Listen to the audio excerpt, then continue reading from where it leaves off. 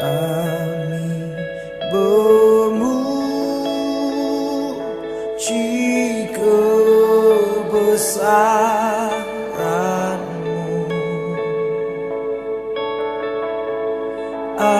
ajaib Tuhan, ajaib Tuhan. Kami memuji kebesaran-Mu, ajaib Tuhan, ajaib Tuhan.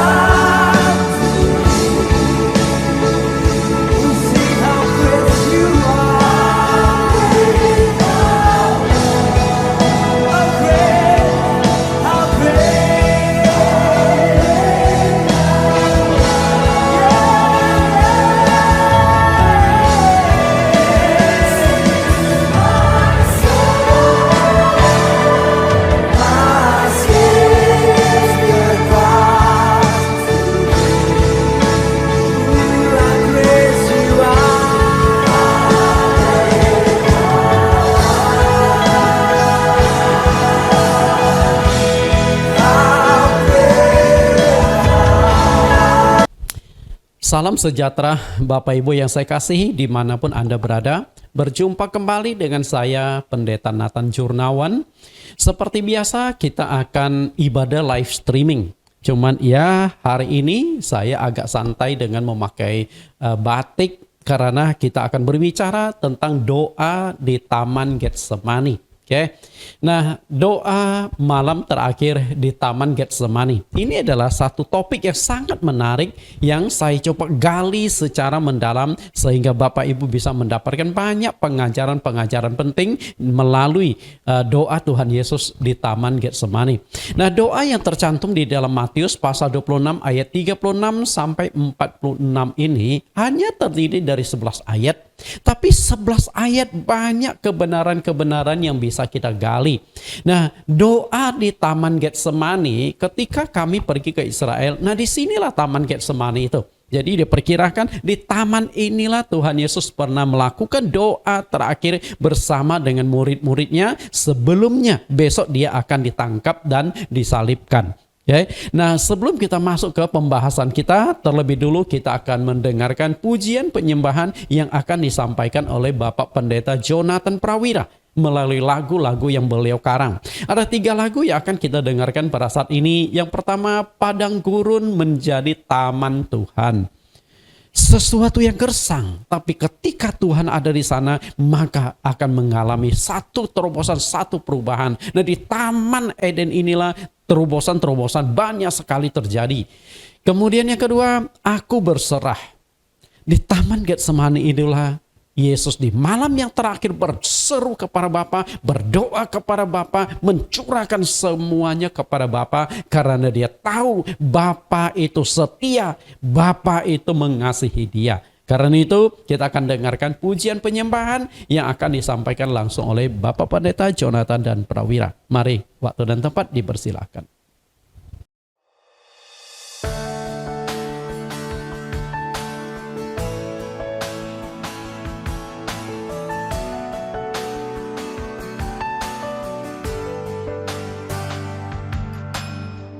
Saat ku berbeban berat, ku ingat ku punya Kau Tuhan. Hanya Kau yang paling peduli keadaan yang ku alami. Di saat ku hilang harapan, ku berlari padamu Tuhan. Hanya Kau yang paling mengerti jalan keluarku yang pasti. Seperti tangan-Mu berkuasa mengubahkan padang gurun menjadi taman Tuhan. Ku percaya Kau sanggup pulihkan kehidupanku seindah rancangan-Mu yang sempurna.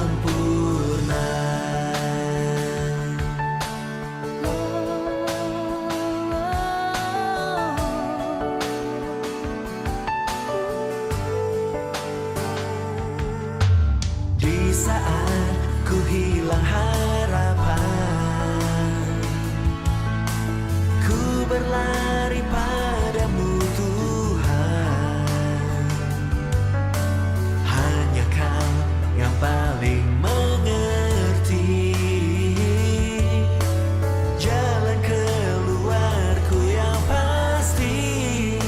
Seperti tangan-Mu berkuasa mengubahkan padang gurun menjadi taman Tuhan. Ku percaya Kau sanggup pulihkan kehidupanku seindah rancangan-Mu yang sempurna. Saya percaya rencana Tuhan bagi kita adalah supaya kita tinggal dalam taman Firdaus. Sebab itu, apapun situasi kita, tetap percaya bahwa Tuhan sanggup memulihkan kehidupan kita dari seperti padang gurun menjadi seindah taman Tuhan. Seperti tangan-Mu berkuasa mengubahkan padang gurun menjadi taman Tuhan. Ku percaya Kau sanggup pulihkan kehidupanku seindah rancangan-Mu yang sempurna. Rancangan-Mu yang sempurna. Rancangan-Mu yang sempurna.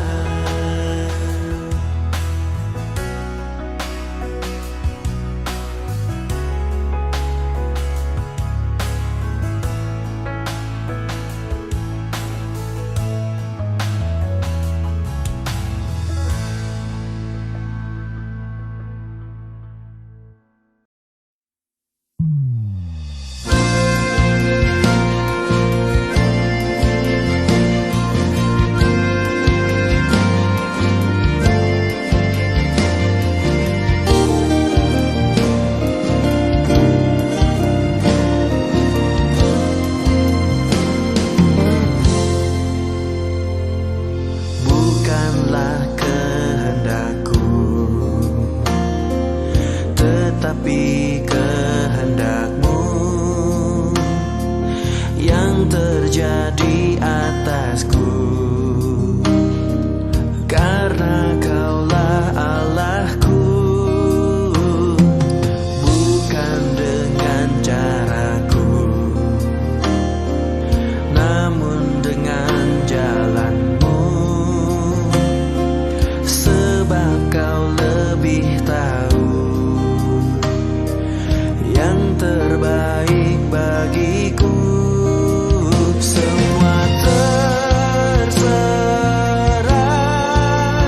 padamu saja, Kau yang berkuasa atas seluruh hidupku. Aku berserah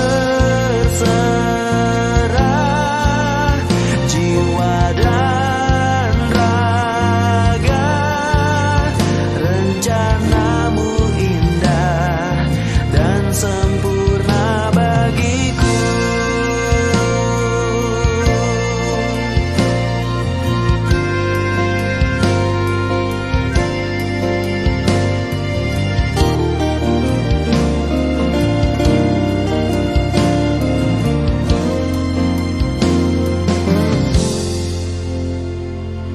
Bukan dengan caraku,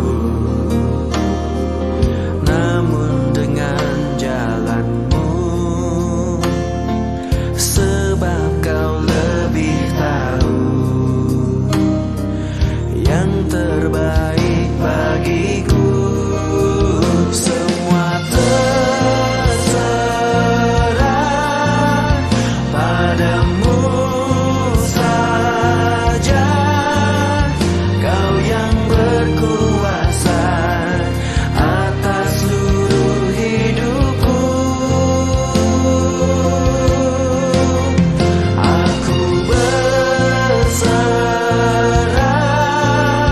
jiwa dan raga, rencana-Mu indah dan sempurna bagiku.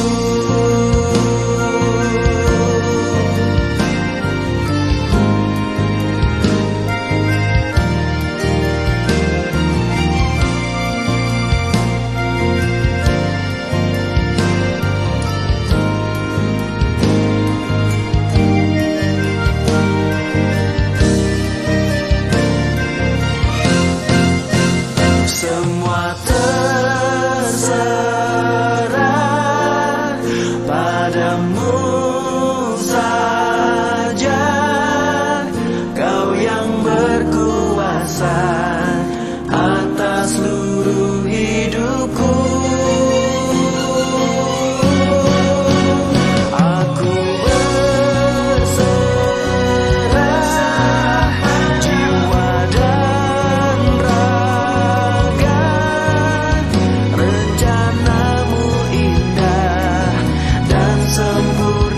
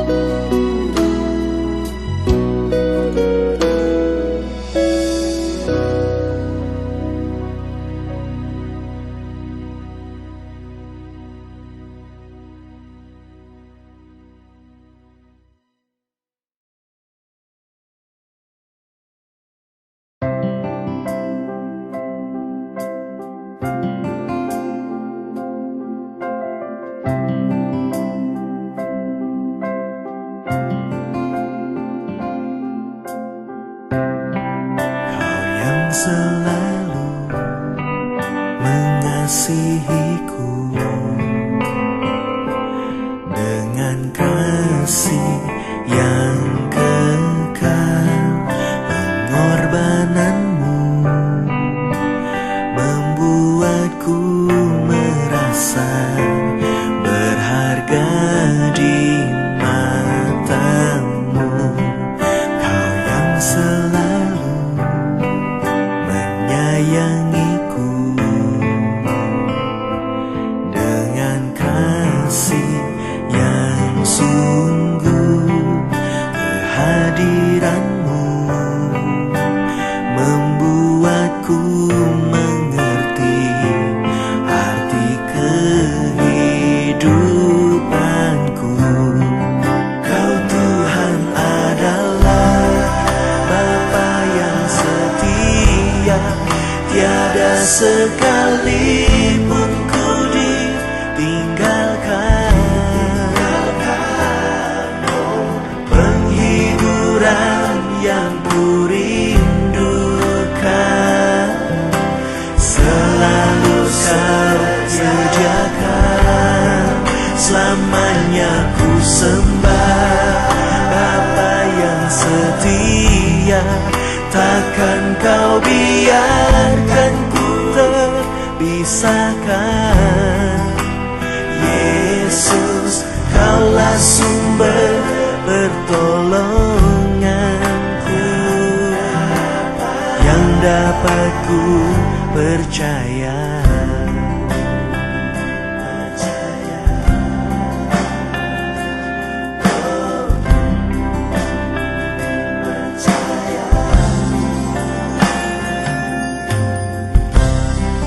Kau yang selalu menyayangiku dengan kasih yang sungguh. Kehadiranmu membuatku mengerti arti kehidupanku. Kau Tuhan adalah Bapa yang setia, tiada sekalipun ku ditinggalkan. Penghiburan yang ku rindukan selalu kau sediakan. Selamanya ku sembah Bapa yang setia, takkan kau biarkan ku terpisahkan. Yesus, kaulah sumber pertolonganku yang dapat ku percaya.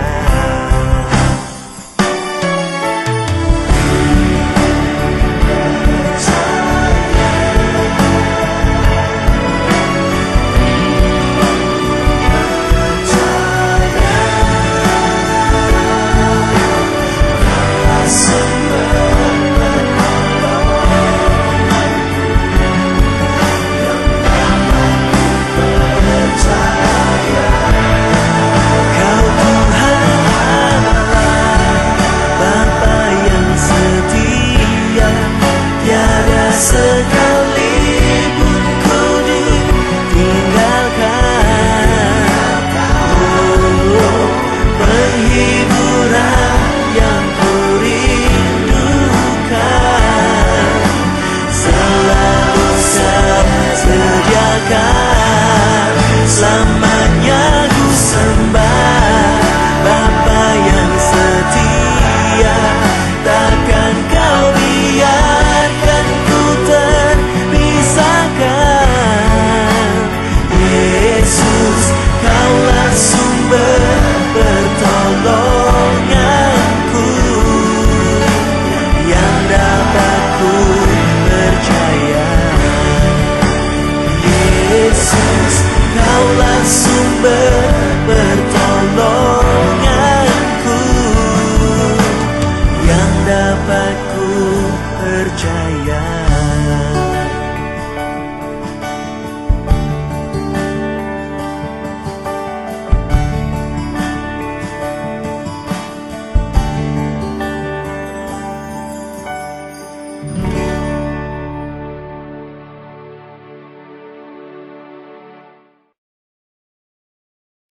Bapak Ibu, kita sudah mendengarkan pujian penyembahan yang dibawakan oleh Bapak Pendeta Jonathan Prawira. Ternyata banyak lagu-lagu yang beliau karang yang bertemakan tentang doa. Dan itu cocok sekali untuk bahan-bahan pengajaran kita pada hari ini dan juga minggu yang akan datang. Nah, sebelum kita mendengarkan khotbah, kita akan berdoa. Mohon Tuhan Yesus pimpin. Mari kita berdoa. Segala puji, hormat, dan syukur hanya bagi nama Tuhan kami, Juru Selamat kami, Yesus Kristus. Terima kasih Tuhan, Engkau tetap menyertai kami, memimpin, memberikan kekuatan kepada kami, sehingga kami tetap bisa beribadah kepada Engkau, walaupun hanya melalui live streaming, melalui jaringan udara, tapi kami percaya itu tidak mengurangi kehadiran Engkau yang adalah roh yang ada di mana-mana dan yang tidak terbatas. Engkau siapkan hati kami untuk mendengarkan kebenaran firman-Mu. Banyak misteri-misteri, banyak rahasia-rahasia yang kami rindu untuk kami gali melalui doa Engkau di malam yang terakhir di Taman Getsemani. Melalui Roh Kudus, Engkau pimpin kami, buka hati kami semua agar kami dapat mengerti dan memahami kebenaran yang terselubung ini. Demikian doa permohonan kami yang kami alaskan di dalam nama Tuhan Yesus Kristus.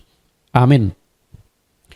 Bapak Ibu, kita lihat kembali doa malam terakhir di Taman Getsemani. Dicatatkan di Matius pasal yang ke-26 ayat 36 sampai 46. Saya akan bacakan ayat-ayat ini. Nah, Bapak Ibu bisa baca di dalam hati karena ayat-ayat ini sudah saya tampilkan di layar. Jadi ketika saya baca, Bapak Ibu coba renungkan makna apa yang terkandung yang bisa kita tangkap untuk kita jadikan sebagai pengajaran-pengajaran. Matius 26 ayat 36. Maka sampailah Yesus bersama-sama murid-muridnya ke suatu tempat yang bernama Getsemani. Lalu ia berkata kepada murid-muridnya, duduklah di sini sementara aku pergi ke sana untuk berdoa. Dan ia membawa Petrus dan kedua anak Zebedeus sertanya. Maka mulailah ia merasa sedih dan gentar. Lalu katanya kepada mereka, hatiku sangat sedih, seperti mau mati rasanya. Tinggallah di sini dan berjaga-jagalah dengan aku. Ayat yang ke-39, maka ia maju sedikit lalu sujud dan berdoa. Katanya, ya Bapakku, jikalau sekiranya mungkin, biarlah cawan pahit ini lalu daripadaku. Tetapi janganlah seperti yang ku kehendaki, melainkan seperti yang Engkau kehendaki. Setelah itu ia kembali kepada murid-muridnya dan mendapati mereka sedang tidur. Dan ia berkata kepada Petrus, tidakkah kamu sanggup berjaga-jaga 1 jam dengan aku? Berjaga-jagalah dan berdoalah supaya kamu jangan jatuh ke dalam pencobaan. Roh memang penurut tetapi daging lemah. Lalu ia pergi untuk kedua kalinya dan berdoa. Katanya, ya Bapakku, jikalau cawan ini tidak mungkin lalu kecuali apabila aku meminumnya, jadilah kehendak-Mu. Dan ketika ia kembali pula, ia mendapati mereka sedang tidur sebab mata mereka sudah berat. Ia membiarkan mereka di situ dan lalu pergi dan berdoa untuk ketiga kalinya dan mengucapkan doa yang itu juga. Sesudah itu ia datang kepada murid-muridnya dan berkata kepada mereka, tidurlah sekarang dan istirahatlah. Lihat, saatnya sudah tiba bahwa anak manusia diserahkan ke tangan orang-orang berdosa. Ayat terakhir, bangunlah, marilah kita pergi, dia yang menyerahkan aku sudah dekat. Hanya terdiri dari 11 ayat. Tapi walaupun hanya terdiri dari 11 ayat, kelihatannya pendek. Tapi setelah kita gali, setelah kita dalami, dan saya menemukan ada 7 kebenaran yang sangat penting yang ingin saya sharekan kepada Bapak Ibu. Karena itulah topik, tema, doa malam terakhir di Taman Getsemani akan saya jadikan 7 kali khotbah. Saya suka angka 7. Karena itu topik-topik firman saya banyak yang berkaitan dengan angka 7. Oke, dan 7 ini adalah hari ke-7, hari Sabat, hari di mana Tuhan berhenti bekerja, dan setelah itu Tuhan memberikan hari untuk beristirahat bagi kita, menikmati kehadiran Tuhan di hari Sabat itu. Kita akan bahas topik-topik tersebut. Kita lihat ketujuh topik tersebut. Doa malam terakhir di Taman Getsemani. Topik yang pertama, mengapa dan kepada siapa Yesus berdoa? Itu sangat menarik sekali Bapak Ibu. Yang kedua, membentuk doa kelompok kecil. Dan yang ketiga, 1 jam adalah standar waktu doa dari Tuhan. Yang keempat, berdoa dengan rendah hati. Dan yang kelima, berdoa harus dengan ketekunan. Yang keenam, berdoa menurut kehendak Allah. Dan yang ketujuh, tidak adalah jawaban doa dari Tuhan.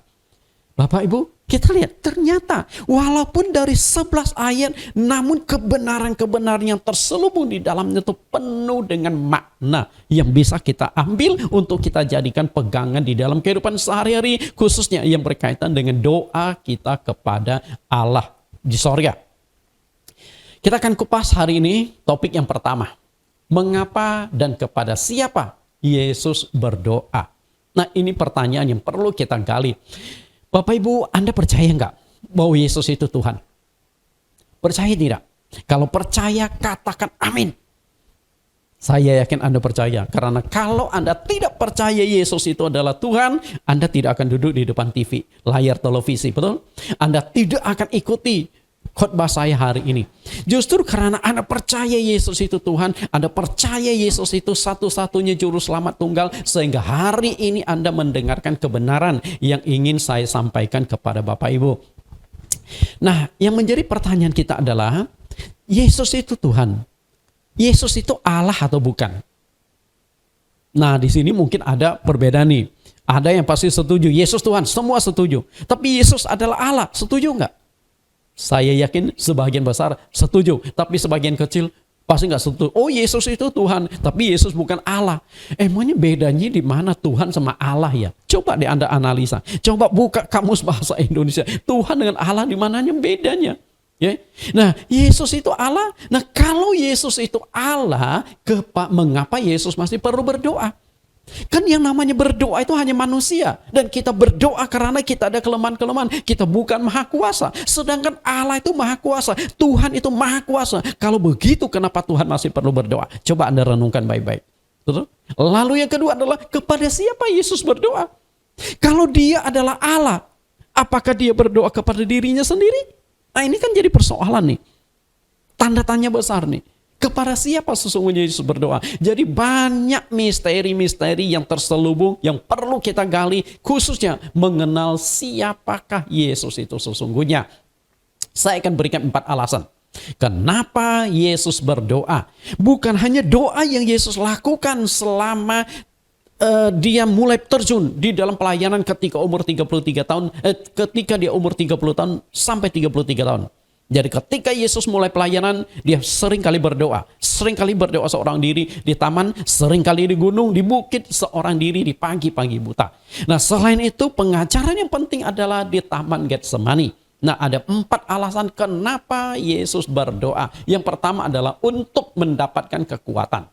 Yang kedua, memberitahukan kepada manusia bahwa cara menghadapi pencobaan itu adalah dengan berdoa. Dan yang ketiga, mengajarkan cara berdoa kepada murid-muridnya. Ini secara teoritis.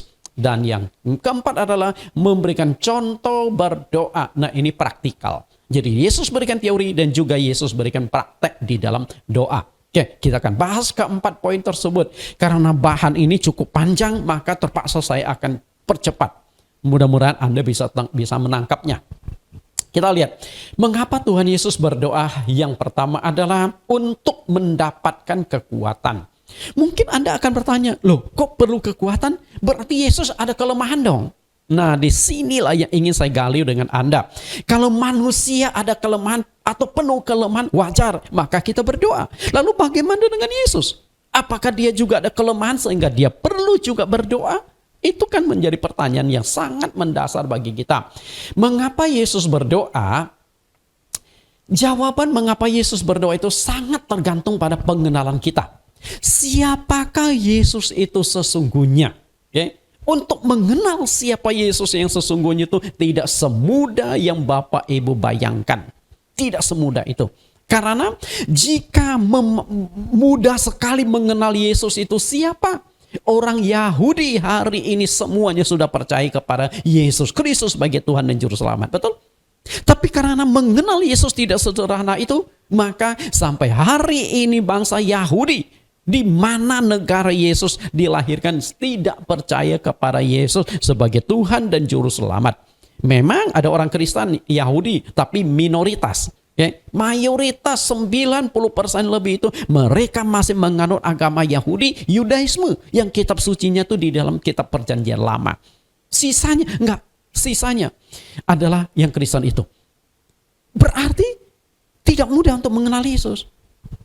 Nah, kita akan lihat siapakah Yesus itu. Yesus pernah bertanya kepada murid-muridnya, siapakah aku ini, yang dicatatkan di Matius 16 ayat 13 sampai ayat 17. Kita kutip beberapa ayat ini. Ayat 13, setelah Yesus tiba di daerah Kaisaria Filipi, ia bertanya kepada murid-muridnya, kata orang, siapakah anak manusia itu? Artinya, murid-murid kan seringkali keluar nih, pelayanan berhadapan langsung dengan masyarakat. Nah, Tuhan Yesus ingin dapatkan input dari murid-muridnya.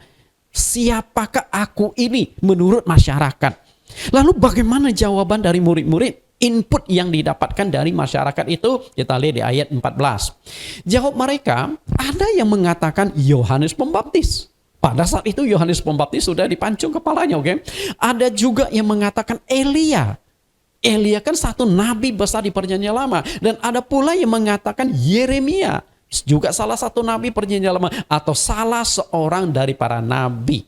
Bapak Ibu perhatikan di ayat 14 ini. Artinya apa? Pengenalan masyarakat terhadap Yesus itu simpang siur. Yang satu mengatakan begini, yang satu mengatakan begitu. Tidak ada satupun yang tepat. Nah, setelah Yesus mendapatkan jawaban dari murid-murid, setelah mendapatkan input pandangan masyarakat tentang dirinya, lalu Yesus secara spesifik bertanya kepada murid-muridnya.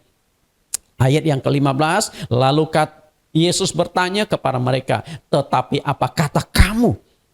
Apa kata kamu? Siapakah aku ini? Nah, ini kamu ini juga termasuk pertanyaan. Menurut kamu, siapakah Yesus itu sesungguhnya? Bisa Anda jawab?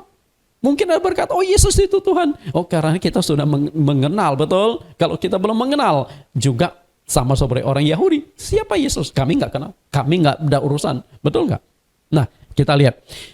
Apa katamu, siapakah aku ini? Perhatikan kalimat ini. Maksud Tuhan Yesus adalah, dia ingin agar manusia mengenal Yesus itu bukan mengenal secara umum. Oh, dia pernah lahir ke dunia 2000 tahun yang lampau. Oh, Yesus itu orang Yahudi, ada dalam sejarah dicatatkan. Itu pengenalan secara umum.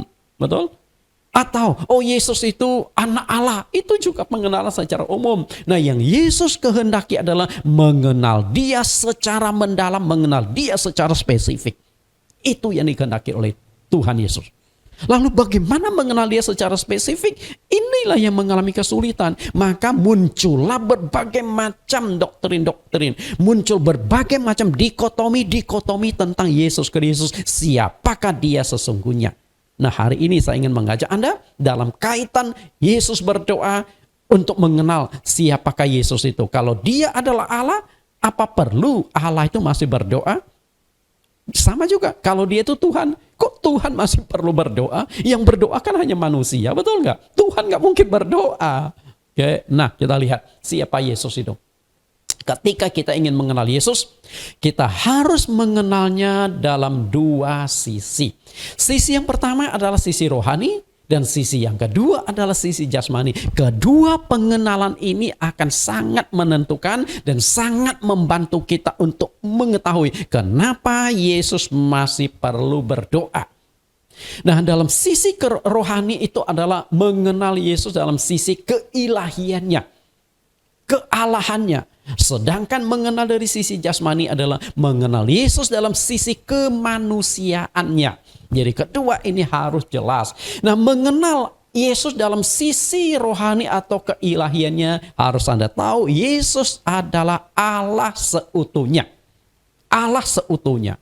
Sedangkan mengenal dalam sisi kemanusiaan, Yesus itu adalah manusia seutuhnya. Wah, ini unik nih. Allah seutuhnya, manusia seutuhnya, satu-satunya ya hanya dalam diri Yesus Kristus. Ya, tidak ada nabi, tidak ada rasul yang pernah menempuh cara seperti ini. Satu-satunya adalah yang dilakukan oleh Yesus Kristus. Dengan kata lain, Yesus Kristus adalah Allah yang inkarnasi menjadi manusia. Intinya di sana. Oke, kenapa Yesus itu satu sisi Allah, lalu sisi lain itu Yesus adalah manusia seutuhnya, karena Dia adalah Allah yang menjadi manusia. Intinya adalah di sana. Hanya dilakukan dalam Yesus Kristus. Oke, kita analisa lebih mendalam hal tersebut. Mengenal dalam sisi kemanusiaannya, artinya Yesus itu manusia sama seperti kita. Coba lihat Filipi pasal 2 ayat 6 sampai ayat yang ke-8. Filipi pasal 2 ayat 6 sampai 8, yang walaupun dalam rupa Allah, perhatikan, walaupun dalam rupa Allah, tetapi tidak menganggap kesetaraan dengan Allah sebagai milik yang harus dipertahankan. Artinya status Allah itu miliknya Yesus. Okay? Status Allah itu sebelum datang ke dunia, Dia itu memang Allah. Tapi ketika datang ke dunia, Dia tidak mempertahankan status itu sebagai Allah. Makanya nggak pernah Yesus berkata, aku adalah Allah. Betul? Nggak pernah. Tidak pernah Anda ketemukan. Okay? Tapi Yesus pernah menyebut satu kali, aku adalah guru dan aku adalah Tuhan, yang dicatatkan di dalam Yohanes pasal yang ke-13 ayat yang ke-15. Ayat yang ke-13. Oke? Itu saja. Nah, lalu ayat yang ke-7. Melainkan telah mengosongkan dirinya sendiri dan mengambil rupa seorang hamba dan menjadi sama dengan manusia. Ayat 8. Dan dalam keadaan sebagai manusia, Ia telah merendahkan dirinya dan taat sampai mati, bahkan sampai mati di kayu salib. Perhatikan di sini, saya ingin berikan kalimat yang Anda perlu fokuskan. Menjadi sama dengan manusia. Artinya, Yesus Kristus dalam sisi kemanusiaan itu sama dengan Anda, sama dengan saya. Bisa tangkap? Ini sisi kemanusiaannya. Maka ketika kita mau mengenal Yesus secara utuh, dikotominya, di mana kita harus menempatkan Yesus sebagai sisinya sebagai Allah, di mana kita harus menempatkan Yesus sebagai manusia. Kalau tidak bisa dipilah kedua sisi ini, Anda tidak akan bisa memahami kenapa Yesus lakukan ini, kenapa Yesus berdoa dan lain sebagainya. Kemudian termasuk juga ketika Yesus berdoa di Taman Getsemani. Okay? Ini kan berbicara tentang taat sampai mati di kayu salib. Saat-saat menghadapi salib besoknya, itu dia berdoa di malam terakhir. Ketika dia berdoa, itu sisi kemanusiaannya, bukan sisi keilahiannya. Bagaimana mungkin Allah berdoa? Kepada siapa Allah berdoa? Nah, di dalam sisi kemanusiaannya itulah Yesus berdoa kepada Bapa di sorga. Okay? Apakah dua pribadi, Pak Nathan? Allah itu roh, tidak terbatas. Dia ada di surga, ada di bumi, dia ada di mana-mana. Apakah Allah itu esa? Satu. Allah itu satu. Allah itu esa, tapi tidak terbatas. Sama seperti roh. Angin diperbandingkan. Angin. Ya. Angin itu satu kesatuan yang besar. Tapi angin itu bisa nggak dibuat dalam ruang lingkup tertentu. Misalnya, saya tutup tiup balon, saya tutup angin itu di dalam balon. Bisa nggak? Bisa. Angin itu secara global, tapi angin juga bisa di kotak-kotak. Sama, angin yang ada di dalam balon dengan di luar balon, bedanya di mana? Sama. Cuman di dalam balon sudah saya buat ruang lingkup tertentu. Artinya roh Allah itu nggak terbatas. Mau satu, mau tiga, mau 1000, mau 1.000.000. Kalau Anda mengatakan Allah itu adanya ada 3 istilah Tritunggal, Anda salah besar. Berarti Anda sudah mengkotak-kotak Allah dalam batasan tertentu. Di dalam kitab Wahyu mengatakan roh Allah ada 7. Gimana Anda katakan 3? Betul? Karena itulah doktrin Tritunggal, Allah Tunggal, segalanya itu saya akan kupas tersendiri dalam kesempatan yang lain. Ya, kita lihat lagi sisi kemanusiaan Yesus yang biasa berdoa, termasuk juga berdoa di Taman Getsemani adalah sisi kemanusiaan Yesus yang seutuhnya. Oke? Itu dalam kemanusiaan. Nah, bagaimana sebenarnya dalam kemanusiaan? Sekarang kita lihat dulu dalam sisi keilahian, kealahannya. Setelah itu baru kita lihat dalam sisi kemanusiaan. Oke, kita lihat dulu siapa Yesus itu sesungguhnya. Yohanes pasal 1 ayat 1.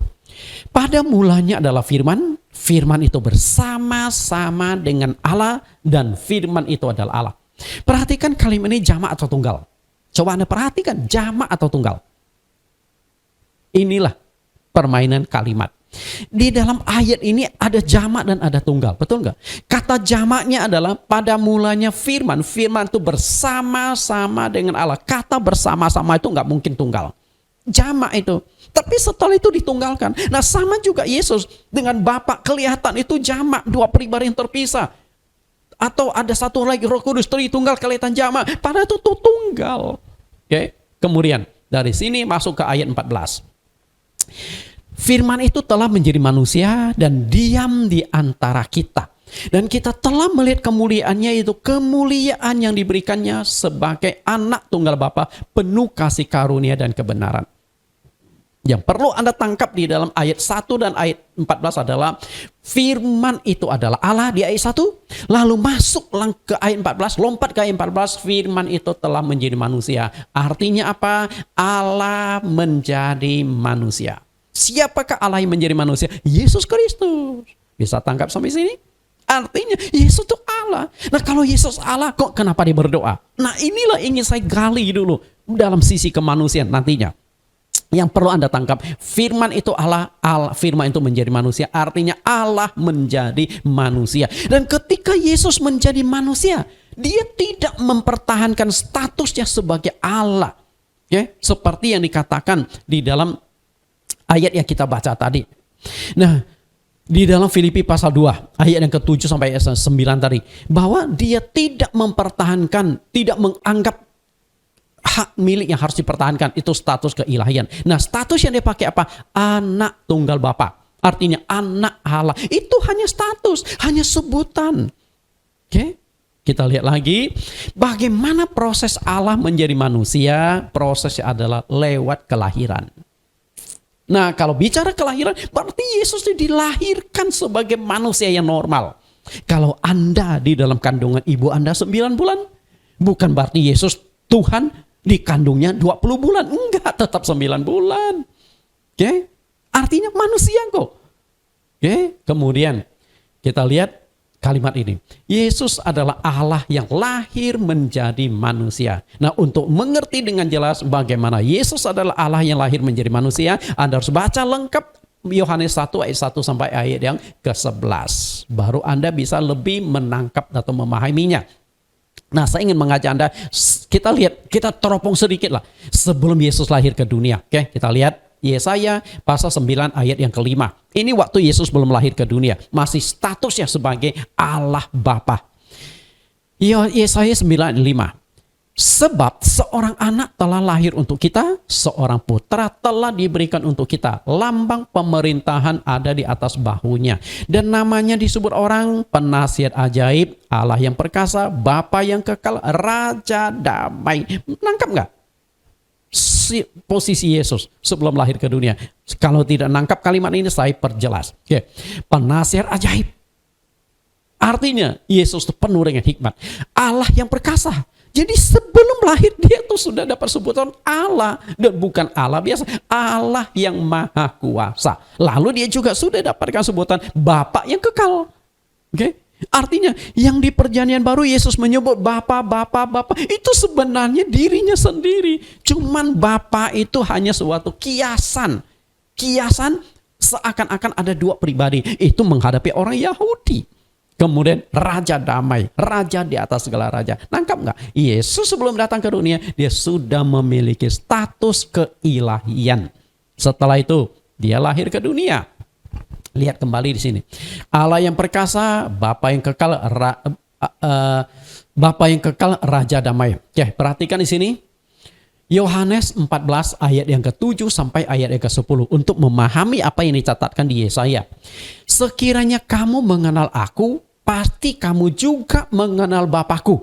Nangkap gak? Apa yang dikatakan Yesus kepada murid-murid? Kalau kalian sudah kenal aku, kalian sudah kenal Bapa di sorga. Nangkap gak? Kalau kalian sudah melihat aku, kalian sudah melihat Bapa di sorga. Nangkap tidak? Artinya apa? Murid-murid pernah lihat Bapa di sorga enggak? Tidak pernah.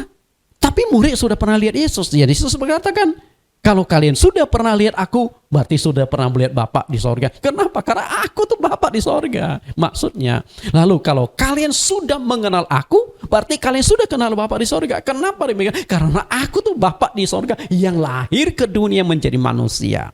Lalu ayat yang ke-8. Apakah murid-murid mengerti? Ternyata tidak. Ayat 8, kata Filipus kepadanya, Tuhan, tunjukkan Bapa itu kepada kami, itu sudah cukup bagi kami. Di dalam otak murid-murid itu ada dui tunggal. Satu sisi mereka masih yakin ada satu Bapa di sorga. Di satu sisi mereka yakin Yesus Kristus adalah Tuhan. Berarti ada Bapa di sorga, Allah yang besar, dan Allah atau Tuhan yang kecil. Ini kan kacau balau pemahaman. Jadi yang namanya doktrin Allah Esa itu Alkitabiah, tapi doktrin Allah Dui Tunggal, Allah Tritunggal itu ada masalah. Ada sesuatu yang tidak beres dengan kedua doktrin ini. Doktrin Dui Tunggal maupun Tritunggal. Tapi saya akan kupas di kesempatan yang lain. Lihat ayat yang ke-9. Kata Yesus kepadanya, telah sekian lama aku bersama-sama kamu, Filipus, namun engkau tidak mengenal aku. Akhirnya Filipus kena tegur. Dan sebenarnya bukan hanya Filipus yang kena tegur, semua murid kena tegur. Karena Filipus bertanya itu mewakili teman-temannya. Tunjukkanlah Bapa itu kepada kami. Itu bukan hanya kepada saya, kepada kami. Okay? Sehingga Yesus berkata, Filipus, you ini kelewatan loh. Jadi sindiran tuh murid-muridnya, sekian lama loh, 3 tahun aku bersama-sama kamu, tapi kamu tidak mengenal aku. Nah, yang tinggal bersama Yesus 3 tahun siang malam aja nggak mengenal Yesus dengan baik. Siapa Yesus? Apalagi kita hari ini hanya mengenal Yesus lewat kitab suci. Lebih sulit lagi. Jadi jangan menganggap Anda sudah mengenal Yesus. Tidak semudah itu. Bagaimana engkau berkata, tunjukkan Bapa itu kepada kami? Lalu ayat 10, tidak percayakah engkau bahwa aku di dalam Bapa, Bapa di dalam aku? Apa yang aku katakan kepadamu tidak aku katakan dari diriku sendiri, tetapi Bapa yang diam di dalam aku. Dialah yang melakukan pekerjaannya.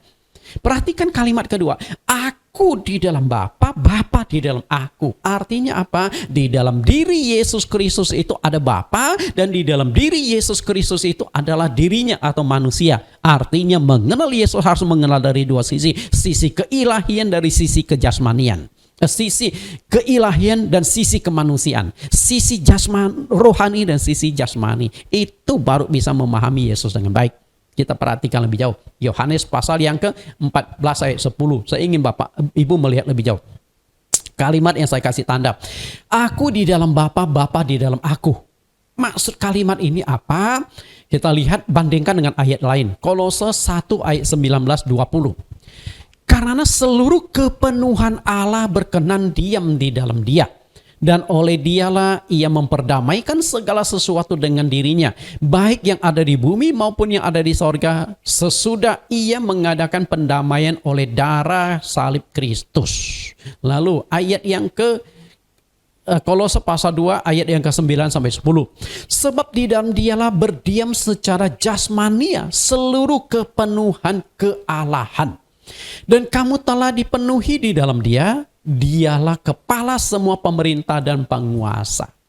Perhatikan, ada kalimat yang saya ingin fokuskan, yang diperbandingkan dengan Yohanes pasal 14 ayat yang ke-10 pada kalimat yang saya ganti warna jadi merah. Perhatikan di sini. Kolose 1 ayat 19-20. Karena seluruh kepenuhan kealahan diam di dalam Dia. Artinya apa? Allah itu ada di dalam diri Yesus. Tangkap? Tapi secara jasmani Yesus itu manusia. Ya, artinya di dalam diri Yesus itu ada Allah dan juga ada Yesus. Dua pribadi kah? Ya, Allah itu roh kok, Allah itu satu. Okay? Sama seperti roh saya dengan jasmani saya. Karena sebagaimana Yesus seutuhnya manusia, ada tubuh, jiwa, dan roh. Kalau tubuh jasmani kita yang lahir dari, maaf kata, hubungan mama dan papa kita dari benih manusia. Tapi tubuh jasmani Yesus lahir bukan dari hubungan tubuh Yusuf dengan Maria, tapi itu ilahi Roh Kudus masuk ke dalam rahim Maria. Lalu jiwa, itu jiwanya manusia, jiwanya Allah beda. Sedangkan roh kita roh manusia yang dikaruniakan Allah. Sedangkan rohnya Yesus itu rohnya Allah Bapa. Bisa tangkap? Itulah uniknya di sini. Lalu Kolose 2 ayat 9-10, perhatikan kalimat pertama. Sebab dalam dialah berdiam secara jasmania seluruh kepenuhan kealahan. Artinya di dalam diri Yesus secara jasmani, di dalamnya ada roh Allah. Roh benar-benar roh Allah, bukan roh yang lain lagi. Oke, nangkap di sini berarti mengenal Yesus, mengenal dari dua sisi, jasmani dan rohani. Nah, yang berdoa itu adalah sisi kemanusiaannya, sisi jasmaninya. Bisa tangkap ya? Oke, kita lihat lebih jauh. Artinya apa? Ketika Anda mau mengenal Yesus, maka Anda harus mengenal Yesus dari dua sisi. Berarti Yesus adalah 100% Allah. Dia 100% Bapa. Kemudian mengenal dari sisi manusia atau jasmani, dia 100% manusia, sama seperti Anda dan saya. Nah, di dalam sisi kemanusiaan inilah Yesus perlu berdoa. Sama seperti manusia perlu berdoa. Nah, dari sini sudah tangkap kenapa Yesus berdoa? Dan kepada siapa dia berdoa? Sudah bisa ada bayangan? Inilah rahasia kebenaran. Ya, yang Anda mungkin sulit akan temukan dari hamba-hamba Tuhan lain. Tapi Tuhan karuniakan kepada kita untuk lebih memahami hal tersebut. Oke, kita gali lebih jauh. Ini sisi keilahian Anda sudah dapat ya. Sekarang kita akan lihat sisi kemanusiaan atau jasmaninya Yesus Kristus. Dalam sisi kemanusiaan, lihat Ibrani 4 ayat 15. Sisi kemanusiaan Yesus. Ibrani 4 ayat 15. Sebab imam besar yang kita punya bukanlah imam besar yang tidak dapat turut merasakan kelemahan-kelemahan kita. Sebaliknya, sama dengan kita, ia telah dicobai hanya tidak berbuat dosa. Tangkap nggak? Yesus punya kelemahan dalam sisi kemanusiaan. Tangkap? Nah, kalau dia punya kelemahan dalam sisi kemanusiaan, dia perlu berdoa. Nangkap? Oke? Karena jelas sekali di sini kata imam besar kita bukan tidak bisa merasakan kelemahan-kelemahan kita. Artinya kelemahan kita sebagai manusia bisa sedih, bisa lelah, bisa capek, bisa lapar, bisa sakit. Yesus dalam sisi kemanusiaan, dia juga turut merasakan. Karena dia manusia seutuhnya. Oke? Kemudian sama dengan kita. Kelemahan kita sebaliknya sama dengan kita. Artinya, Anda punya kelemahan dalam sisi kemanusiaan, Yesus punya kelemahan dalam sisi kemanusiaan. Kelemahan dalam arti bukan kelemahan keinginan daging. Oke, misalnya, Anda tidak kuat menolak lawan jenis, berarti Yesus juga. Bukan seperti itu. Kelemahan dalam alamiah. Anda lapar, Yesus bisa lapar. Anda capek, Yesus bisa capek. Itu yang saya maksudkan. Kemudian ia telah dicobai hanya tidak berbuat dosa. Kalau manusia berdosa, tidak sanggup melawan dosa. Tapi Yesus dari lahir saja sih dia sudah tidak punya dosa. Dan ia telah dicobai. Kalau Yesus itu Allah, nggak mungkin iblis bisa mencobai Allah, nggak mungkin. Jadi ketika Yesus dicobai di padang gurun, itu sisi kemanusiaannya, bukan sisi keilahiannya. Karena bagaimana mungkin Allah dicobai oleh iblis? Yakobus mengatakan Allah tidak bisa dicobai. Dan dia juga tidak mencobai siapapun. Itu posisi sebagai Allah. Jadi yang dicobai di padang gurun, sisi kemanusiaan. Untuk apa? Karena ingin membuktikan dalam sisi kemanusiaan Adam dan Hawa sudah gagal dalam pencobaan iblis. Yesus ingin buktikan dalam sisi kemanusiaannya. Dia bisa lolos dari pencobaan iblis. Dan teknik iblis mencobai sama seperti kepada Adam dan kepada Yesus. Kalau Anda jeli, suatu saat saya akan kupas di Matius pasal yang keempat.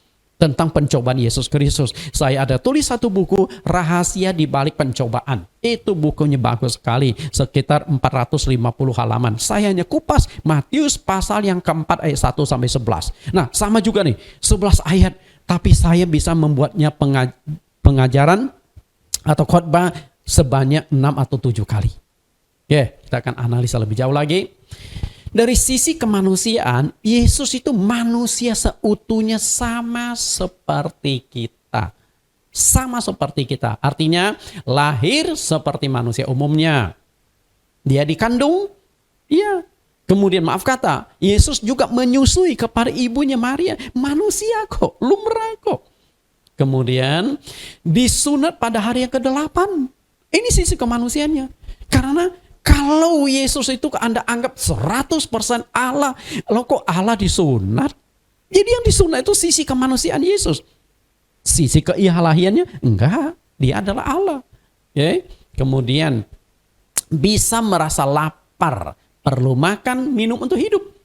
Padahal Allah adalah roh, betul nggak? Mestinya nggak usah makan pun dia bisa hidup. Karena Allah itu roh. Tapi kenapa Yesus perlu makan? Kenapa Yesus perlu minum? Itu sisi kemanusiaan jasmaninya. Dia itu terikat pada hukum alam. Kemudian bisa merasa lelah. Satu kali Yesus di dalam perahu tertidur. Padahal ombak lagi mengamuk besar. Perahu hampir tenggelam. Tapi Yesus tertidur di buritan kapal. Kenapa? Karena kelelahan. Banyak pelayanan-pelayanan sampai istirahat pun tidak ada waktu. Oke, kemudian bisa sedih. Di Alkitab mencatat beberapa kali Yesus menangis. Kemudian bisa emosi atau marah. Yesus pernah satu kali menunjukkan emosinya yang meledak-ledak. Kapan itu? Ketika dia masuk ke bait suci. Dan melihat di bait suci banyak pedagang-pedagang. Di bait suci banyak penukar-penukar uang. Di bait suci banyak sekali orang-orang yang berdagang. Sehingga Yesus marah dan berkata, rumahku dijadikan sebagai rumah perdagangan. Nah, setelah itu Yesus tegaskan lagi bahwa rumah Bapa itu harus menjadi rumah doa bagi segala bangsa. Karena itu Tuhan Yesus tegaskan tentang kesucian bait Allah yang akhirnya diterapkan kesucian dalam diri manusia. Oke, itu emosi Yesus. Dan saat itu Yesus membuat cambuk loh. Dicambukin. Saya tidak tahu ada yang kena cambuk nggak. Lalu meja-meja penukar uang. Oke. Dicungkir balikkan. Rupanya di zaman 2000 tahun yang lalu sudah ada tukar uang ya. Yang biasa kita sebut dengan valuta asing. Tukar valuta asing itu. Kemudian bisa merasa takut. Dan itu Yesus tunjukkan ketika doa di Taman Getsemani. Satu dia merasa sedih, satu dia merasa gentar, satu dia merasa takut. Dan ketika berdoa di Taman Getsemani, peluhnya bertitik jatuh-jatuh seperti keringat bertetesan. Dan saat itu dia berkata kepada murid-muridnya, hatiku merasa sedih dan gentar. Dan saat itulah malaikat datang kepada Yesus dan menopang Yesus di dalam doa. Bisa merasa sakit waktu disalib. Jadi ketika paku yang panjang menancap di tangan Yesus, menancap di kaki Yesus, Anda sangka nggak sakit? Sakit, sangat sakit. Ketika darah bercucuran, darah menetes, Yesus mengalami kesakitan yang luar biasa. Bapak Ibu yang saya kasih di dalam Tuhan Yesus. Nah, itulah sisi kemanusiaannya Yesus. Jadi Anda harus bisa pilih mana sisi kemanusiaan, mana sisi keilahannya. Sama juga perkataan Yesus. Dari mana sisi kemanusiaan dan sisi keilahiannya. Kita lihat. Atasi kelemahan adalah dengan doa. Kenapa Yesus berdoa? Nah, Yesus ingin tunjukkan ada sisi-sisi kemanusiaan. Nah, di dalam sisi kemanusiaan, kelemahan-kelemahan, cara mengatasi kelemahan dalam sisi kemanusiaan adalah doa. Ibrani 5 ayat 7. Ibrani 5 ayat 7. Dalam hidupnya sebagai manusia, ia telah mempersembahkan doa dan permohonan dengan ratap tangis dan keluhan kepada Dia yang sanggup menyelamatkannya dari maut. Dan karena kesalehannya ia telah didengar. Nangkap di sini? Karena dalam hidupnya sebagai manusia, bukan sebagai Allahnya, sebagai manusia, sisi kemanusiaan, ia telah mempersembahkan doa dan permohonan dengan ratap tangis. Ya, jadi yang berdoa itu adalah sisi kemanusiaan Yesus. Berdoa kepada Bapa. Jadi sebenarnya simbolis dia tuh berdoa kepada dirinya sendiri karena itu dia adalah Bapa itu sendiri. Bisa nangkap? Jadi jangan merasa aneh kok Yesus berdoa kepada dirinya sendiri. Karena dia harus melihat dalam sisi kemanusiaan, dalam sisi keilahian. Dalam sisi kemanusiaan dia berdoa, dalam sisi keilahian dia yang menanggapi doa dari Yesus, dari dirinya. Oke, bisa tangkap sini. Oke, kemudian Matius 26:41. Berjaga-jagalah dan berdoalah supaya kamu jangan jatuh ke dalam pencobaan. Roh memang penurut tetapi daging lemah. Nah, melalui doa-doa yang Yesus lakukan, termasuk doa di Taman Getsemani, Yesus ingin tunjukkan bahwa manusia itu ada sisi kelemahannya. Daging itu lemah. Selama kita masih terikat pada daging, kita masih ada kelemahan-kelemahan. Lalu bagaimana mengatasi kelemahan-kelemahan kita? Yesus berkata, berdoalah. Jadi sebenarnya Yesus berdoa itu untuk memberikan pengajaran-pengajaran. Makanya ketika saya baca di Matius pasal 26 tentang doa Yesus di Taman Getsemani, hati saya tersentak. Waduh, banyak rahasia yang bisa saya tangkap, banyak rahasia yang saya bisa gali dari 11 ayat ini. Dan akhirnya saya temukan ada 7 rahasia yang sangat menarik yang saya kupas minggu ini dan minggu-minggu yang akan datang. Harapan saya Bapak Ibu bisa ikuti sampai selesai sehingga komplit, lengkap satu konsep kebenaran utuh di Taman Getsemani itu. Oke, saya ada satu topik mengenal Yesus itu siapa. Nah, topik ini saya tidak bisa kupas di sini, akan saya kupas tersendiri di kesempatan lain. Ada 7 tema mengenal Yesus Kristus, tapi ada 9 topik. Kita lihat mengenal Yesus. Yang pertama, kelahirannya. Kedua, 33 tahun kehidupan Yesus di dunia. Kemudian ajaib kuasa Yesus Kristus, kematian Yesus, kebangkitan Yesus, kenaikan Yesus. Yesus adalah Allah yang benar, Allah inkarnasi menjadi manusia. Dia adalah juru selamat tunggal. Mengenal Yesus Kristus terdiri dari 9 topik. Menarik ya?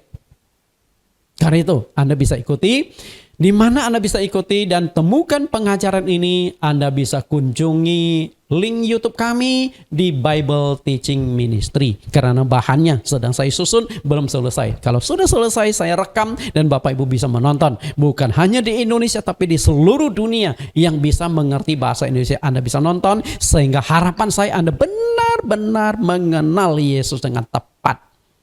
Oke, nah ditambah lagi, saya akan gali satu topik lagi. Apakah Allah, konsep yang benar itu Allah Tritunggal atau Allah Tunggal? Karena ada koneksi juga mengenal Yesus itu. Karena yang Tritunggal kan ada Bapa, Anak, Roh Kudus.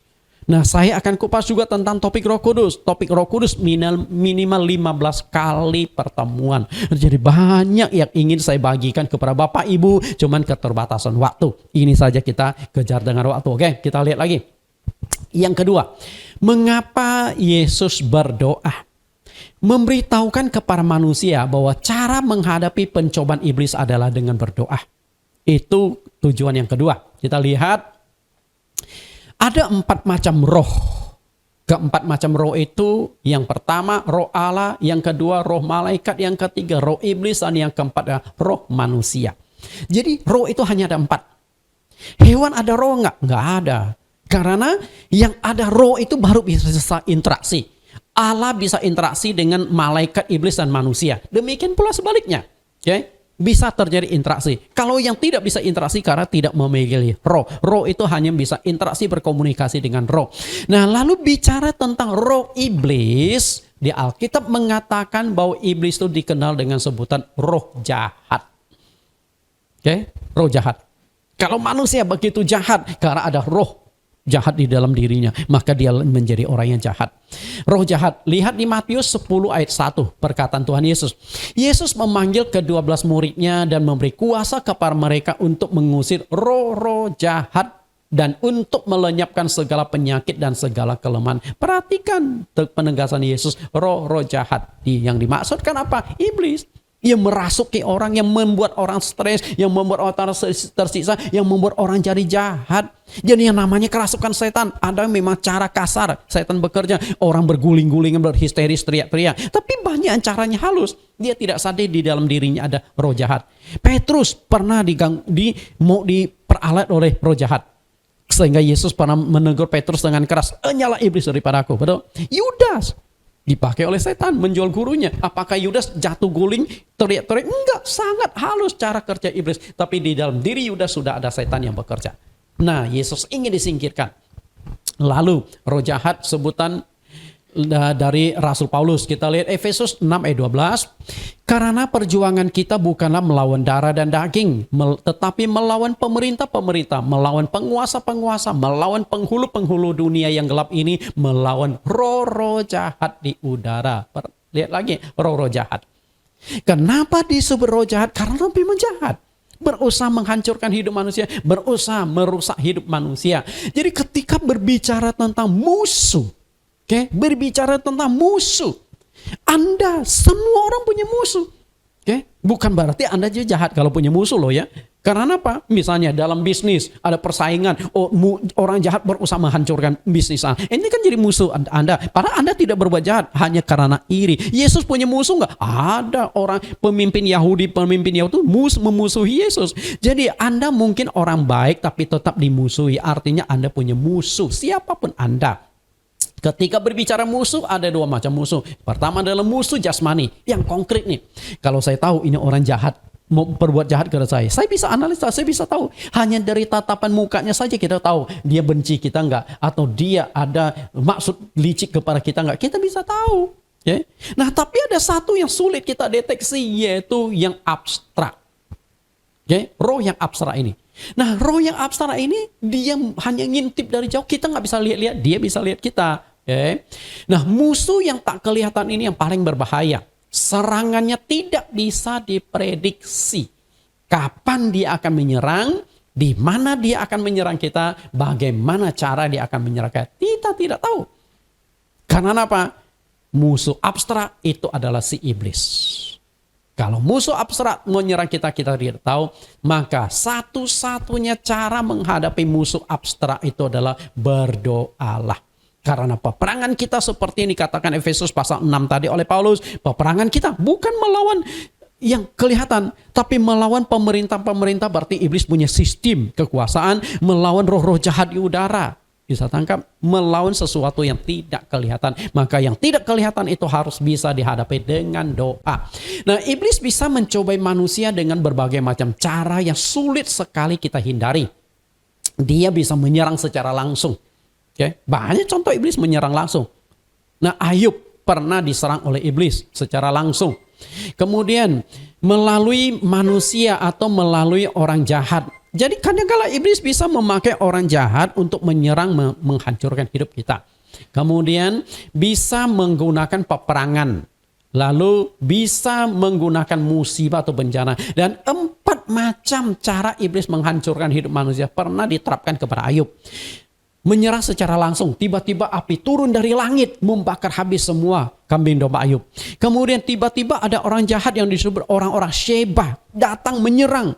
Kambing ontanya kemudian semuanya dirampas, lembu sapinya. Kemudian melalui peperangan ada tentara-tentara Kasdim yang datang menyerang Ayub, gembala Ayub dan hewan-hewan Ayub. Lalu ada melalui musibah atau bencana alam. Tiba-tiba ketika anak Ayub berada di dalam rumah sedang berpesta, datanglah angin kencang merobohkan bangunan tersebut, 10 anak Ayub itu mati. Itu bencana, musibah. Dan iblis yang bekerja di balik semua itu. Artinya iblis bisa menyerang dengan berbagai macam cara. Maka disinilah kita membutuhkan perlindungan. Sudah lama iblis itu mengintai, ingin menghancurkan Ayub tanpa disadarinya. Nah, iblis tahu persis di mana Ayub tinggal, situasi dan kondisi Ayub. Misalnya istri Ayub, anak-anak Ayub, kekayaan Ayub, dan lain-lain sebagainya. Coba perhatikan Ayub pasal 1 ayat 1 sampai Ayub pasal 1 ayat 7 sampai 9. Maka bertanyalah Tuhan kepada iblis, dari mana engkau? Lalu jauh iblis kepada Tuhan dari perjalanan mengelilingi dan menjelajah bumi. Lalu bertanyalah Tuhan kepada iblis, apakah engkau memperhatikan hamba-Ku Ayub? Sebab tiada seorang pun di bumi seperti dia yang demikian saleh dan jujur, yang takut akan Allah dan menjauhi kejahatan.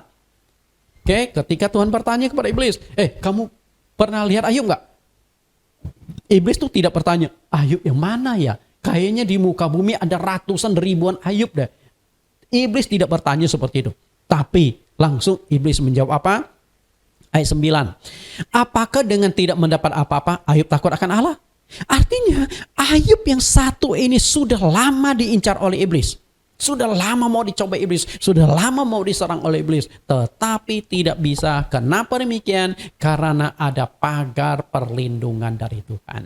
Selama ini Allah membangun pagar sekeliling Ayub, sehingga iblis itu tidak bisa menyerang dia. Ayub 1 ayat 9 sampai 10. Lalu jawab iblis kepada Tuhan, apakah dengan tidak mendapat apa-apa Ayub takut akan Allah? Bukankah engkau yang membuat pagar sekeliling dia dan rumahnya serta segala yang dimilikinya? Apa yang dikerjakannya telah kau berkati, dan apa yang dimilikinya makin bertambah di negeri itu. Perhatikan di sini, pagar sekeliling. Rupanya Allah itu sudah mempagari Ayub sekeliling. Anaknya, istrinya, kita lihat bagaimana pagar.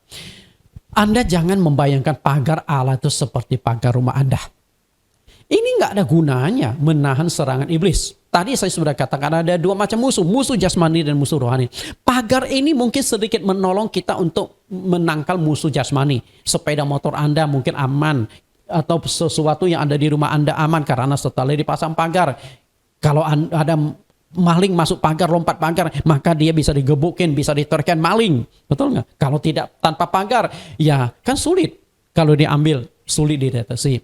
Nah, pagar perlindungan di dalam sisi rohani itu seperti ini. Pagar yang dibangun Allah itu pasti pagar rohani. Kemungkinan itu malaikat-malaikat. Jadi malaikat ini diutus oleh Allah untuk memagari Ayub. Memagari semua yang dimiliki oleh Ayub. Nah, ini adalah makhluk roh. Oke, dan iblis adalah makhluk roh. Jadi iblis bisa melihat dia mau menyerang Ayub berkali-kali tapi tidak bisa diserang karena ada makhluk roh yang memagari Ayub. Jadi bukan pagar seperti pagar tanaman. Itu ada makhluk roh yang menjaga sekeliling Ayub. Jadi kemungkinan itu adalah malaikat-malaikat yang menjaga Ayub. Nah, apakah hidup kita sudah dipagari Allah? Ya, itu pertanyaan. Apakah hidup kita sudah dipagari? Pasangan hidup kita, suami atau istri, anak-anak kita, kesehatan kita, pekerjaan kita, kekayaan kita. Nah, apakah semuanya itu sudah dipagari? Lalu bagaimana cara membangun pagar sekeliling kita? Nah, disinilah saya ingin mengajarkan kepada Bapak Ibu melalui doa. Dan Yesus sudah mengajarkan melalui doa lah cara pagar itu dibangun. Yesus mengajarkan bahwa menghadapi pencobaan iblis adalah dengan berdoa.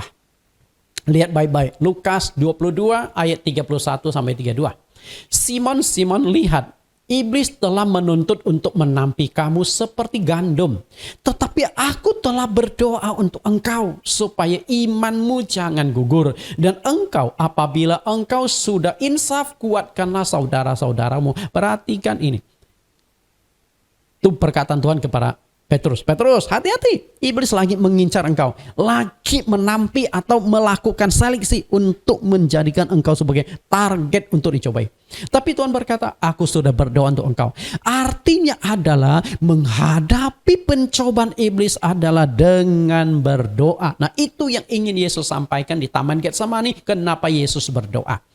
Melalui doalah kita menangkal pencobaan iblis. Jadi makin banyak kita berdoa, kita lebih aman dari pencobaan iblis. Lalu yang ketiga, mengapa Yesus berdoa? Mengajarkan cara berdoa kepada murid-murid Yesus. Artinya teoritis. Mungkin Anda akan tidak percaya jika saya katakan bahwa murid-murid Yesus itu tidak bisa dan tidak pandai berdoa. Mungkin Anda akan komplain, loh kok murid gak bisa berdoa? Rasul gak bisa berdoa? Memang gak bisa. Kenapa saya bisa asumsi seperti itu? Coba kita lihat analisa. Lukas 11 ayat 1 sampai 2. Pada suatu kali Yesus sedang berdoa di salah satu tempat. Ketika ia berhenti berdoa, berkatalah seorang dari murid-muridnya kepadanya, Tuhan, ajarlah kami berdoa. Sama seperti yang diajarkan Yohanes kepada murid-muridnya. Jawab Yesus kepada mereka, apabila kamu berdoa, katakanlah, Bapa, dikuduskanlah namamu, datanglah kerajaanmu, dan seterusnya. Nangkap gak? Permintaan dari murid-murid Yesus adalah, Tuhan, ajarlah kami berdoa. Jika murid-murid Yesus sudah bisa berdoa, kenapa dia minta diajarkan Yesus? Kan aneh. Dan Yohanes punya murid, Yesus punya murid. Dan Yohanes itu mengajarkan kepada murid-muridnya bagaimana berdoa. Nah sama juga Yesus. Secara teoritis Yesus sudah memberikan pengajaran. Dan permintaan dari murid-murid, ajarlah kami berdoa. Dari sinilah muncul doa Bapa kami. Jadi doa Bapa kami itu adalah doa yang diajarkan Tuhan Yesus kepada murid-muridnya. Dan suatu saat saya akan kupas doa Bapa kami. Itu menarik lagi tuh. Oke? Walaupun doanya singkat pendek, tetapi banyak rahasia yang menarik untuk kita analisa, kita gali dari doa Bapa kami itu. Suatu hari Anda akan temukan pengajaran tentang doa Bapa kami. Oke, saya akan kupas itu. Jadi, Yesus mengajarkan murid-muridnya berdoa secara teoritis. Latar belakang terbentuknya bangsa Israel. Kenapa saya katakan murid-murid tidak bisa berdoa? Kita lihat latar belakang bangsa Israel. Sistem yang dianut oleh bangsa Israel zaman perjanjian lama itu adalah sistem teokrasi. Jadi ada demokrasi, ada teokrasi. Nah, yang teokrasi itu adalah teo itu Allah, krasi itu adalah pemerintahan. Artinya pemerintahan Allah. Allah yang menjadi raja. Dan sebagai raja, lalu Allah mengangkat Saul sebagai raja jasmani, mengangkat Daud, mengangkat Salomo, dan mengangkat raja-raja lain. Dia adalah penguasa. Dia yang mengendalikan. Karena itu, lalu Allah punya satu suku, dari 12 suku Israel ada satu suku namanya suku Lewi yang dikhususkan untuk melakukan korban-korban ibadah kepada Allah. Nah, apapun yang dibutuhkan oleh bangsa Israel, baik doa, penembusan dosa, korban-korban harus melewati suku Lewi ini. Perhatikan di sini ada kemah pertemuan. Jadi kemah pertemuan itu dibagi atas 3 bagian. Bagian pertama itu adalah pelataran. Nah, di pelataran itu rakyat boleh berkumpul di sana untuk mendengarkan pengumuman dan sebagainya. Lalu bagian yang kedua adalah tempat kudus. Nah, yang di tempat kudus itu ada yang mezbah pembakaran itu hanya bagian orang Lewi dan imam-imam. Orang rakyat biasa tidak boleh masuk ke sana. Lalu di bagian dalam kemah itu ada tabut perjanjian. Nah, di tabut perjanjian imam juga nggak boleh masuk. Hanya boleh seorang yang masuk, yaitu imam besar. Nah, perhatikan tuh, si imam besar lagi menguak jendela, menguak tirai, dia ingin masuk ke dalam. Dan itu pun satu kali sekali. Dan ketika dia masuk harus diikat dengan tali, karena kalau terjadi apa-apa dia melakukan pelanggar atau kekudusan, dia harus ditarik keluar, nggak boleh masuk. Imam-imam Lewi itu nggak boleh masuk, lalu gotong imam besar keluar, nggak boleh. Saking kudusnya Allah seperti itu. Jadi 3 bagian ini. Karena itu bangsa Israel itu nggak bisa berhubungan langsung dengan Allah, selalu lewat imam-imam mereka, selalu lewat orang-orang Lewi. Demikian pula ada zaman nabi-nabi, mereka tuh selalu lewat nabi-nabi. Nah, murid-murid Yesus, murid-murid Yohanes itu produk-produk perjanjian lama. Sehingga mereka tuh nggak terbiasa berdoa secara pribadi. Nggak bisa, nggak pandai berdoa. Menyusun kalimat doa pun mungkin mereka bingung. Ya, apa ya saya harus diucapkan lebih dulu? Karena selama ini diwakilkan oleh imam-imam, diwakilkan oleh nabi-nabi. Sehingga mereka tidak bisa melakukan doa secara pribadi. Karena itulah Yesus memberikan pengajaran kepada mereka tentang doa.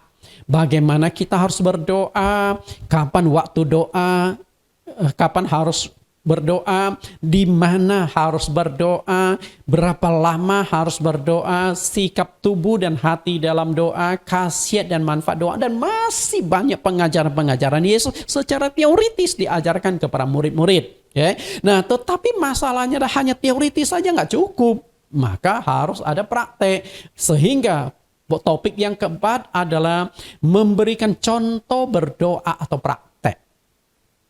Memberikan contoh atau praktek. Yesus pernah menyebut aku guru dan Tuhan. Maksudnya itu apa? Perhatikan di sini. Yohanes 13 ayat 13, kamu menyebut aku guru dan Tuhan. Dan katamu itu tepat. Sebab memang akulah guru dan Tuhan. Perhatikan kalimat di sini. Aku adalah guru. Oke, guru kan dalam konteks bisa manusia, bisa mengajar. Tapi Tuhan itu nggak mungkin konteks kemanusiaan. Tuhan, Yesus berkata, aku Tuhan. Tuhan itu masih perlu berdoa. Tentu nggak perlu berdoa. Tapi karena dia ingin memberikan pengajaran-pengajaran teori dan praktek dalam doa, maka dia berdoa. Kita lihat, guru dan Tuhan. Oke, yang namanya guru itu mengajar. Tuhan juga memberikan pengajaran, memberikan firman-firmannya. Nah, guru dan Tuhan memberikan teori dan juga memberikan praktek. Itu tugas seorang guru. Okay? Guru dan Tuhan. Nah, secara praktek, lihat Yohanes pasal 13 ayat 15. Sebab aku telah memberikan suatu teladan kepada kamu. Aku sudah kasih contoh. Aku sudah tunjukkan praktikalnya. Supaya kamu juga berbuat sama seperti yang telah kuperbuat kepadamu. Aku sudah kasih contoh tentang doa.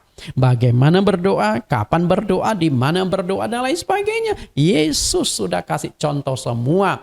Karena itu, salah satu contoh yang Yesus berikan sebagai guru adalah dalam hal doa. Perhatikan, Markus 1 ayat 35-36. Pagi-pagi benar. Waktu hari masih gelap, ia bangun dan pergi keluar. Ia pergi ke tempat yang sunyi dan berdoa di sana. Tetapi Simon dan kawan-kawannya menyusul dia. Ada nggak sesuatu yang aneh dengan ayat ini? Kalau Anda tidak digali, tidak dibuka pikiran Anda, mungkin Anda baca tidak ada yang aneh, biasa saja. Oke, saya tunjukkan di mana anehnya. Anehnya begini, siapa yang melihat dan meliput Yesus waktu berdoa? Nangkap gak? Pagi-pagi benar waktu masih gelap loh. Yesus sudah pergi ke sana, ke satu tempat yang sunyi berdoa. Kan nggak ada yang meliput, nggak ada kamera, nggak ada wartawan. Tapi kenapa bisa dicatatkan di sini? Dan murid-murid itu nggak ada yang pergi pagi-pagi mengintai, oh Yesus lagi berdoa, lalu dituliskan. Penulis Markus itu nggak begitu, nggak. Lalu kenapa penulis Markus itu bisa menuliskan, oh pagi-pagi Yesus pergi berdoa seorang diri? Kenapa? Pasti Tuhan Yesus yang menceritakan, oh pagi-pagi aku pergi gereja. Atau dia dapatkan data dari orang lain. Berarti kalau dapat data dari orang lain, harus ada orang yang mengintip pagi-pagi Yesus berdoa dong. Karena saat itu murid-murid tidak datang. Lalu yang kedua adalah, mengapa doa seorang diri Yesus itu dicatat? Yesus berdoa seorang diri ya sudah. Betul nggak? Lalu kenapa perlu dicatat? Oh Yesus berdoa seorang diri di sana. Nanti setelah agak siang baru murid-muridnya menyusul ke sana. Pasti ada sesuatu yang ingin Tuhan Yesus sampaikan kepada kita tentang doa. Secara tersirat. Nangkap nggak? Nah di Taman Getsemani maupun doa-doa sehari-hari itu, Yesus ingin sampaikan sesuatu kepada kita. Maka dia berdoa secara praktikal, dia berdoa. Jadi kita sudah belajar tentang mengapa Yesus berdoa dan kepada siapa dia berdoa di topik yang pertama. Nah sekarang kita akan masuk ke topik yang kedua pada minggu yang akan datang. Membentuk doa kelompok kecil. Saya bocorkan sedikit dulu topik yang kedua. Yesus ajak 11 murid masuk ke Taman Eden. 11 murid, karena Yudas saat itu tidak ikut. Nah sampai di Taman Eden, lalu Yesus meninggalkan yang 8, mengajak 3 orang. Petrus, Yakobus, Yohanes. 3 orang seperlempar batu. Seberapa kuat Anda lempar batu? Kalau Anda bisa lempar 50 meter, berarti jarak 8 murid dengan 3 murid yang menyertai Yesus itu 50 meter. Kenapa Yesus hanya ajak 3 orang? Nah disinilah Yesus ingin mengajarkan tentang doa kelompok kecil yang akan saya kupas minggu depan. Tuhan Yesus memberkati. Kita tundukkan kepala kita berdoa. Terima kasih Tuhan, Juru Selamat yang hidup. Kami sudah belajar tentang kebenaran saat ini, misteri tentang doa di Taman Getsemani. Ada 7 topik yang akan kami kupas, dan saat ini kami sudah belajar topik pertama.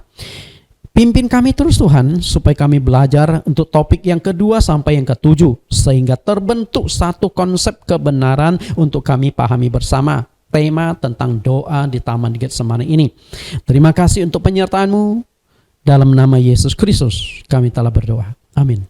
Bapak Ibu, kita akan mendengarkan pengumuman dan juga doa syafaat dari Bapak Pendeta Tai Ching Hua. Waktu dan tempat kami persilahkan.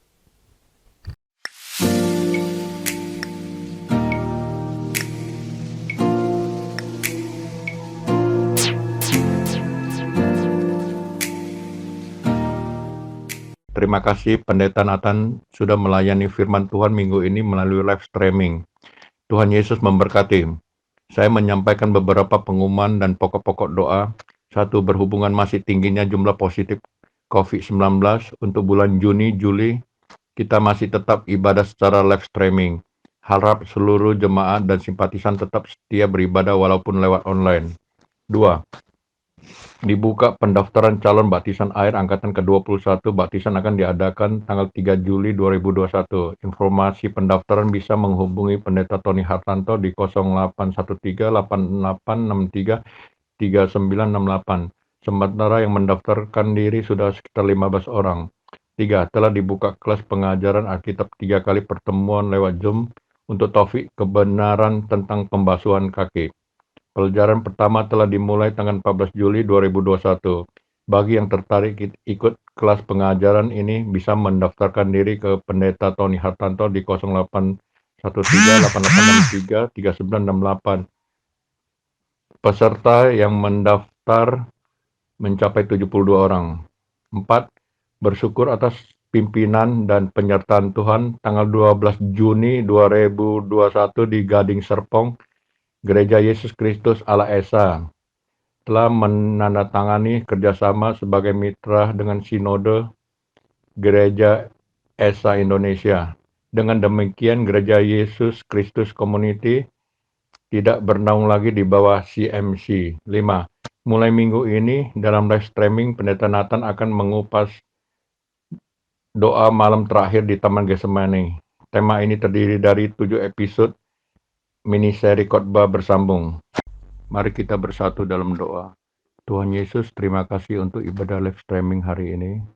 Kami berdoa untuk saudara-saudari yang lemah tubuh jasmani, Pak Bong Ji Jung, Papa Pendeta Nathan kena stroke dan dirawat di rumah, Pak Stefanus yang masalah ginjal dan stroke, kakak laki-laki Bu Evi Ngangi, stroke dan dirawat di Rumah Sakit Mitra Keluarga Bekasi, Ko Ameng asam lambung, Bu Nagawati untuk kesehatannya. Oleh bilur-bilur Tuhan Yesus, mereka disembuhkan.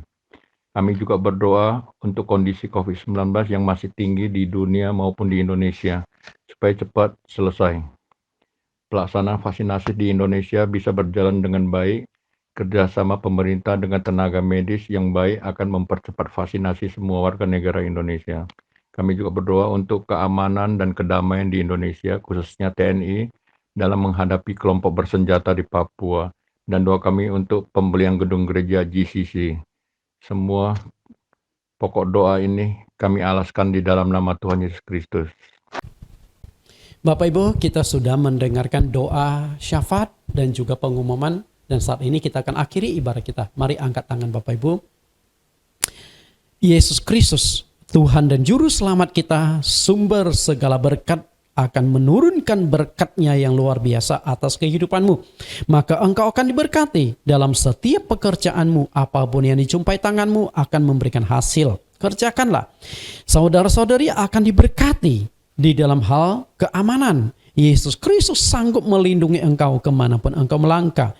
Saudara-saudari akan diberkati dalam kesehatan. Yesus Kristus, dokter di atas segala dokter, bisa menyembuhkan apapun penyakitmu. Sukacita, damai sejahtera, keharmonisan Juru Selamat kita Yesus Kristus akan turun atas saudara sekalian. Rumah tanggamu, pendidikan dan pekerjaanmu akan mendapat berkat yang berlimpah. Kita akan naikkan pujian bagian ref. Tiada yang seperti engkau. Aku percaya Tuhanku ajaib. Kau turun tangan memulihkanku. Aku percaya Tuhanku dahsyat. Kau turun tangan memberkatiku. Aku percaya Tuhanku ajaib. Kau turun tangan memulihkanku. Aku percaya Tuhanku dahsyat. Kau turun tangan memberkatiku. Amin. Kita bertemu minggu depan dengan topik membentuk doa kelompok kecil. Tuhan Yesus berkati.